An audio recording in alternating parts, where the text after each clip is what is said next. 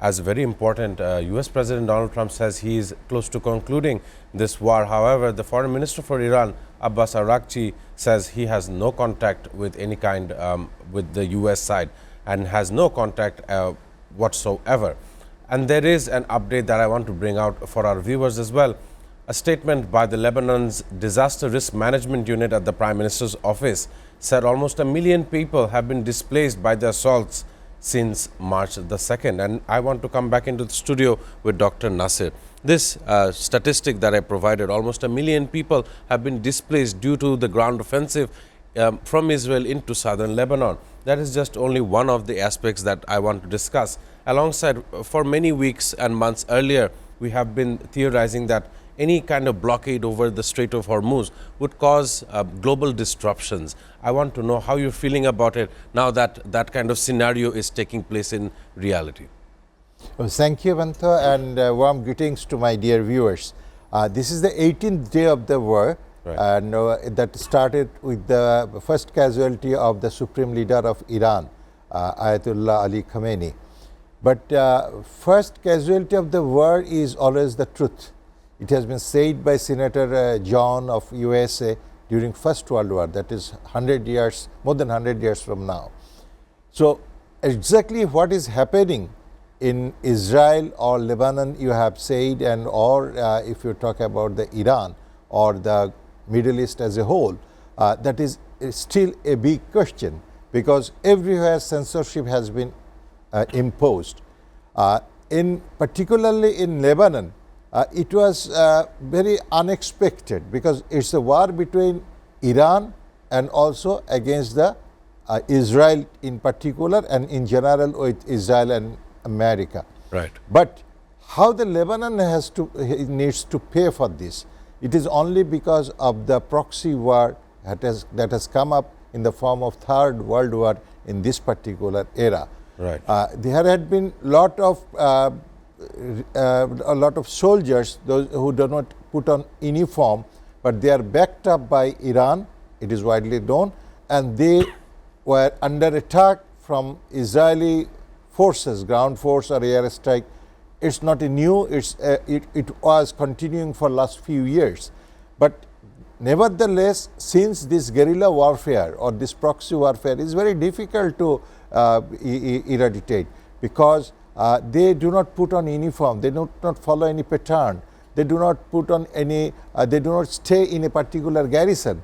So it's very difficult to detect them and to hit them or to capture them as a whole. In that case, you will have to impose martial law in the whole country and control them. But they could not do it, and it's not feasible. That's why they have gone for the massive air strike, and also from the ground they have pounding the drones and cannons, everything. And as a result, what is other casualty of the war is the innocent civilian. In Iran, by this time, the casualty has crossed more than 3,000, out of which more than 200 is children of the school.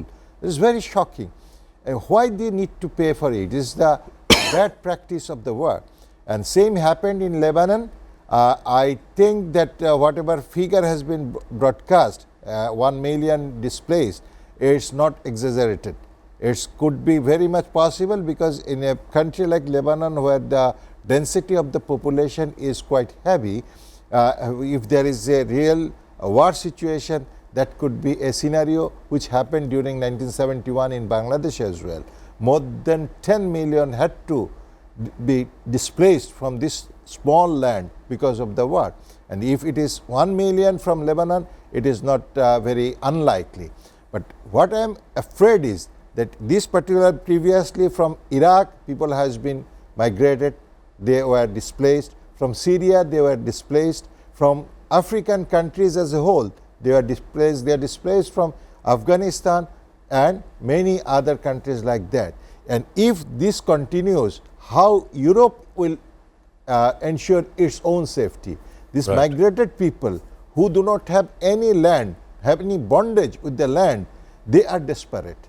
If you study the crime history of the USA or the Europe, you will find it is mostly the migrated people, because they need something to do for their livelihood, And once you are pushed against the wall, the so-called your policy, so-called your mental statement, that goes diverted.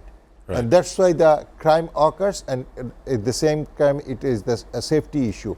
And they are the mainly harvested by forces like Iran. They are, you know that there had been a lot of incidents in the tunnels of UK, USA, and there had been shooting in many other European countries by a group of Muslim peoples. And very recently there was an occurrence in Sydney of Australia. Right. Who are doing this thing? They were displaced people mostly. The historical track is goes. So this displacement of the general civilian due to the war, that is not only a concern of a region, that is a concern for the whole world, and the international community has to take it very seriously. This is the first part of your question. Second part regarding the Hormuz Strait. Hormuz and few other straits in the world geography had always been the lucrative item for the warriors, and especially the arms sellers. Those are traders of the arms and explosives. This particular geopolitical issue, this is a geopolitical issue, is very narrow, I should say, in the world perspective.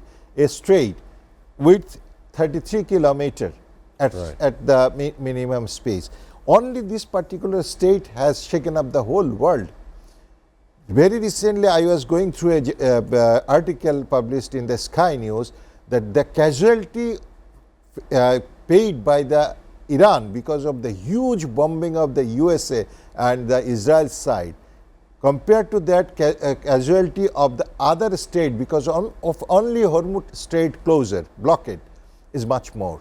What Iran is paying for the bombardment and other strikes on its reserve or well strength or its economic hub, the whole world is paying more than that because of the rise of oil price. It has already crossed $100 per barrel. $105 to $106 per barrel as per and if data. it continues like this, there will be a heavy loss for the entire world community. In the entire, already you know, UAE, I was going through a video of the Dubai airport. It was very shocking. What a happening airport. You have visited many a time. Right. And now it is just a vacant place. Nobody is going to the airport. It has been the location of multiple strikes from the Iranian side. And not only so,